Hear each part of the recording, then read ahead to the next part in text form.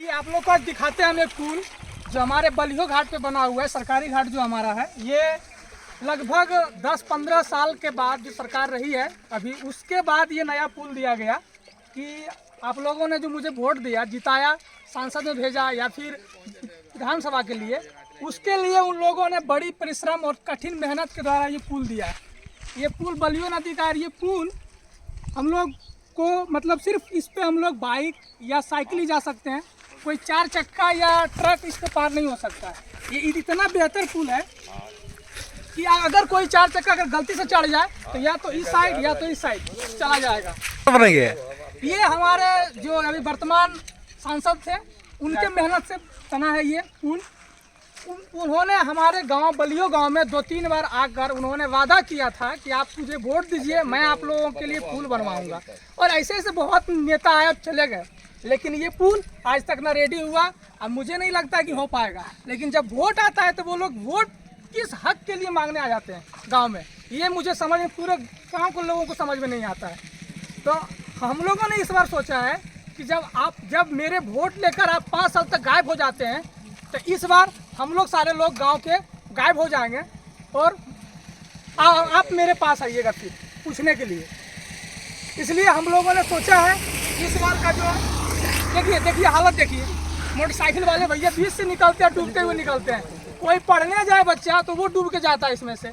आप बताइए, ये ऐसा हालत है इस गांव का। मतलब आज 50 साल देश का जो आज़ादी के बाद तक आज बलियो गांव में जो पुल का निर्माण नहीं हो पाया है, तो सिर्फ जनता को बेवकूफ़ बनाया गया है ना, कि मतलब आपसे हम वोट लेंगे लेकिन आपको हम देने के नाम पर कुछ भी नहीं देंगे। कुछ लोग हैं, जो गांव के लोग भी हैं, जो ये सोचते हैं कि अगर हम वोट नहीं देंगे तो जो 5 किलो अनाज मिलता है, दाल मिलता है, चावल, वो भी नहीं मिलेगा। ये सब मतलब लोगों के माइंड में सेट हो चुका है कि सब कुछ सरकार कर सकती है लेकिन ये पुल नहीं बना सकती है।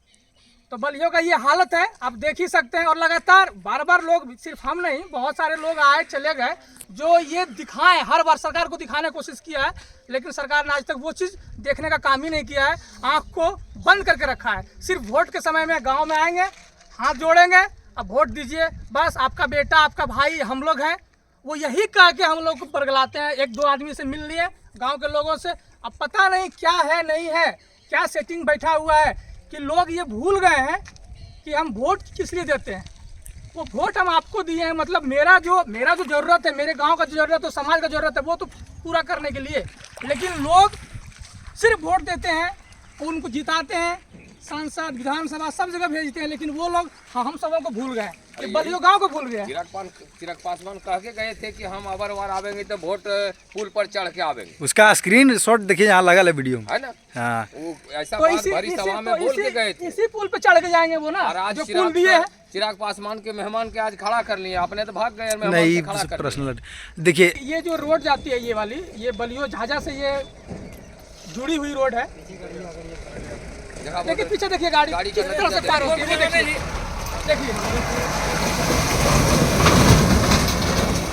देखिए किस तरह से पार होती है। मतलब ये पुल उस 4 व्हीलर के लिए नहीं बना है, ये पुल सिर्फ बाइक और साइकिल इस पे पार हो सकती है, लोग पार हो सकते हैं, लेकिन कोई अगर 4 चक्का अगर पानी आ जाए नदी में तो वो पार नहीं हो सकता है, उसको फिर सोलों से घूर के जाना पड़ता है। तो ये स्थिति है हमारे गाँव का। हमारे नेता जो है वो जानते हैं कि ये झाझा से बिल्कुल सटा हुआ गांव है, और ये गांव झाझा सटा हुआ, इस गांव के बगल में 10 गांव और है, और इसके सटा हुआ आपका सोना प्रखंड, खैरा प्रखंड और जम्मू की रास्ता निकलती है। उसके बाद भी ना सरकार के काम पे जू रेंगता है कि इस गाँव के लिए कुछ सोचे, पुल का निर्माण करें। तो अब हम लोग सोचे हैं कि हम लोग इस बार अपने घर से ही नहीं निकलेंगे, हम लोग वोट ही नहीं देंगे। क्योंकि देने से फायदा क्या है, जब हमारा विकास नहीं होगा, गांव का विकास नहीं होगा, गांव के आसपास जो गांव है उसका विकास नहीं हो सकता है, फिर मेरे वोट देने का फायदा क्या हुआ। कपड़ा उठाई के चलेगा, स्कूल जाती है, उसके लिए कितना हम लोग का परिश्रम होता है, कपड़ा उठा के चलती है। ये आप लोग का मन में विचार नहीं है, सिर्फ विचार है कि हमको वोट दीजिए। तो वोट तो दे ही देते हैं, लेकिन फिर भी आप पास करेंगे अब की बात। चाचा का कहना है कि सरकार बोलती है बेटी बचाओ बेटी पढ़ाओ, अब इस स्थिति में बेटी कैसे बचेगी? जब नदी में बाढ़ है, कोई बेटी साइकिल से या पैदल पढ़ने के लिए पार होती है तो उसके साथ कितना बड़ा हादसा हो सकता है, ये कहाँ सच साबित होता है कि बेटी बचाओ बेटी पढ़ाओ। ये पुल सिर्फ गांव के लिए नहीं होता है, इस सारे समाज के भलाई के लिए होता है, लेकिन वो आज तक हम लोग को मिल नहीं पाया। मिला है तो ये वाला 10 साल में यही पुल मिला है जिसमें हम लोग खड़े हैं। वो हम लोग खुदे बनाए। वो तो हम लोग नेता का नाम ले लिए, लेकिन वो नहीं, गांव के लोग जो हैं वही लोग सब मिल के बनाया गया ये पुल है, ताकि कुछ राहत मिल सके। लेकिन ये कब तक है वो आप लोग देखिए। और मैं चाहता हूँ सरकार इसको अपना सबसे इम्पोर्टेंट काम जो होता है उसको मानकर इसको कंप्लीट करें, और नहीं तो फिर ऐसे ही रहेगा तो हम लोग तो सोच लिए कि हम लोग वोटिंग नहीं करेंगे। 10 गांव मिलके नहीं, वो हम जो बोले वो नहीं किया। आप बोले इस गांव के जितने भी पीछे गांव हैं, जैसे आपका खुदबड़िया चतरिया टाँड़ है, कोड़वाडी है,